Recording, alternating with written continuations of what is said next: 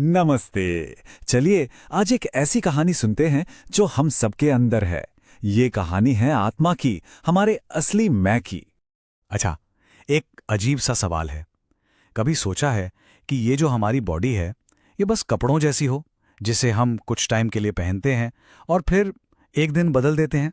बस इसी आइडिया को आगे बढ़ाते हुए कृष्णा अर्जुन को एक ऐसी बात बताते हैं ना, जो लाइफ को देखने का पूरा नजरिया ही बदल देती है। ये बात हमारी बॉडी और उसके अंदर के सफर के बारे में है।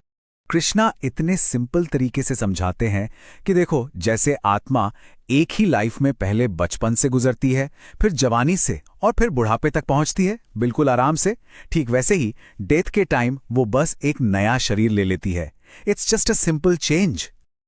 और जो इंसान इस सच को समझ जाता है, जिसे धीरा कहा गया है, यानी एक शांत और समझदार इंसान, वो इस चेंज से घबराता नहीं है।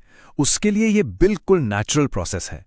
तो कृष्णा अर्जुना से कहते हैं कि भीष्म और द्रोणा जैसी महान आत्माओं के लिए रोने की कोई जरूरत नहीं है। उनके लिए तो ये पुरानी बॉडी छोड़ना एक अपग्रेड जैसा है। उन्हें आगे के सफर के लिए और भी बेहतर डिवाइन बॉडीज मिलेंगी। अच्छा, अब बात करते हैं उन फीलिंग्स की जो हम रोज फील करते हैं, हैप्पीनेस और सैडनेस, सुख और दुख। इन्हें हैंडल कैसे करना है? यहाँ कृष्णा एक बहुत ही खूबसूरत एनालॉजी देते हैं। वो कहते हैं, अर्जुन, ये जो सुख और दुख है ना, ये सर्दी और गर्मी के मौसम जैसे हैं। सोचो, दोनों आते हैं और चले जाते हैं, हमेशा के लिए कोई नहीं रुकता। और देखिए कितने रिलेटेबल एग्जाम्पल्स दिए गए हैं। जनवरी की इतनी ठंड में भी लोग सुबह नहाने का अपना नियम नहीं छोड़ते।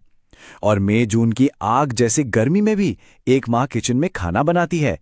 मतलब डिस्कम्फर्ट्स तो आते जाते रहेंगे, पर हमें अपनी ड्यूटी, अपनी जिम्मेदारी पूरी करनी होती है। और जो इंसान इस टॉलरेंस को सीख जाता है, जो सुख और दुख दोनों में शांत रह पाता है, उसके लिए रिवॉर्ड पता है क्या है? लिबरेशन, मुक्ति। तो अब आते हैं सबसे इंपॉर्टेंट बात पर, एक ऐसी सच्चाई जिसे सीड्स ऑफ ट्रूथ ने अनुभव किया है। हमारी बॉडी और हमारी सोल के बीच का आखिर फर्क क्या है? रूल बहुत सिंपल है। ये जो बॉडी है, जो मटेरियल चीजों से बनी है, वो असत है, मतलब टेम्पररी, वो हमेशा बदलती रहती है। लेकिन जो आत्मा है, जो स्पिरिट है, वो सत है, मतलब परमानेंट, वो कभी खत्म नहीं होती, हमेशा रहती है। तो अगर आत्मा परमानेंट है, तो ये आखिर है क्या चीज? चलिए इस आत्मा की साइंस में थोड़ा और डीप डाइव करते हैं। अब जो मैं बताने वाली हूं, उससे सुनकर आप थोड़ा सरप्राइज हो जाएंगे। आत्मा का साइज पता है कितना है? अपने सर का एक बाल लीजिए, उसकी जो टिप होती है, उसके 10,000 टुकड़े कीजिए, उस एक टुकड़े के बराबर। It's that tiny, mind blowing अला। भले ही ये इतनी छोटी सी हो, लेकिन यही वो माइक्रोस्कोपिक पावर हाउस है जो इस पूरी बॉडी को चलाती है। इसी से पूरे शरीर में कॉन्शियसनेस यानी चेतना फैलती है, बिल्कुल वैसे जैसे एक दवा की एक्टिव इंग्रेडिएंट पूरी बॉडी में अपना असर दिखाती है। ये हमारे हार्ट में रहती है और पूरी बॉडी को लाइफ देती है। जब ये चली जाती है तो बॉडी बस एक बेजान चीज रह जाती है।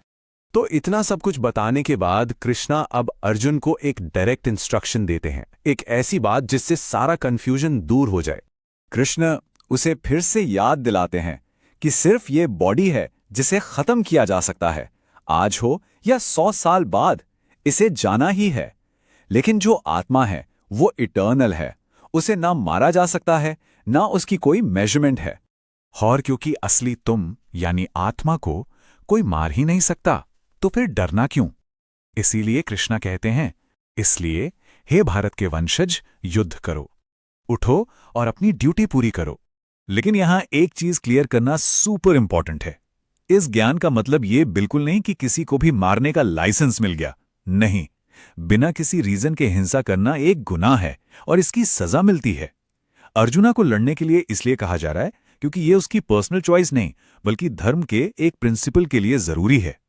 और सबसे आखिर में वो माइंड बेंडिंग सच कि जो कोई भी ये सोचता है कि आत्मा किसी को मार सकती है या आत्मा को मारा जा सकता है, वो सच को नहीं जानता।